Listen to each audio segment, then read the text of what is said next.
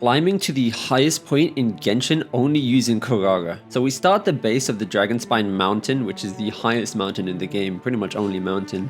So we're just gonna see how good Kirara's box form really is, and if she really is the best exploration character. So we're gonna put her to the test and see if we can traverse the entire mountain as level 20 Kirara, because I can't be asked to level up the character sometimes, you know?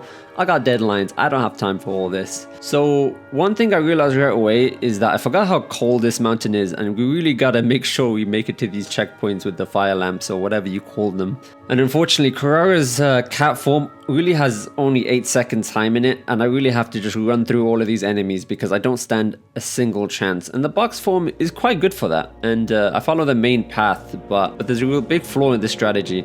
The fact that these annoying guys can one-shot me, I had to think of a better strat. So I decided to do what Kirara does best, and that is climb vertically.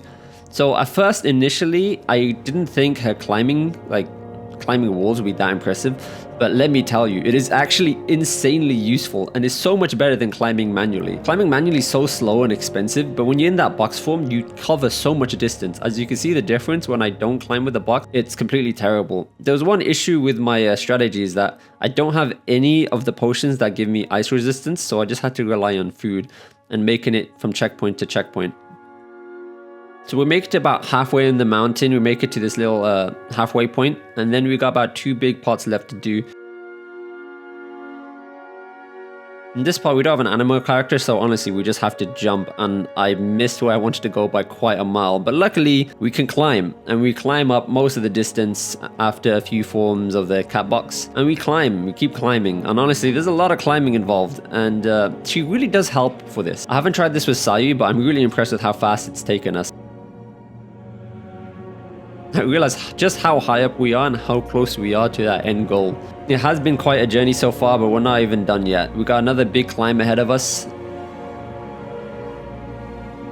We sneak out the cut box and make it to this big section. And now we're pretty much at the highest point on the mountain itself. And I just watched the end point and I realized one thing. How are we gonna get up here? Oh wait, look over there.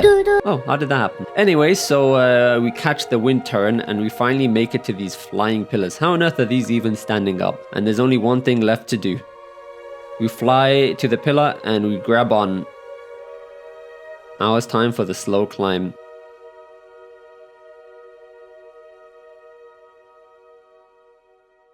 And we finally finish our journey, and honestly, I was surprised we made it this far, but I gotta be honest, there was a different reason why I dragged Kirara all the way up this mountain, and it wasn't for these beautiful views, because I can't see Jack, it's all blurry. But anyway, there was a bigger reason why we're doing this, and I just don't know if I have the strength to do it. And the reason is, we have to sacrifice Kirara. So we transform into the box form, we just jump, and we do it. And then as I'm falling, I realize Kirara looks very peaceful. She doesn't know what's gonna happen to her.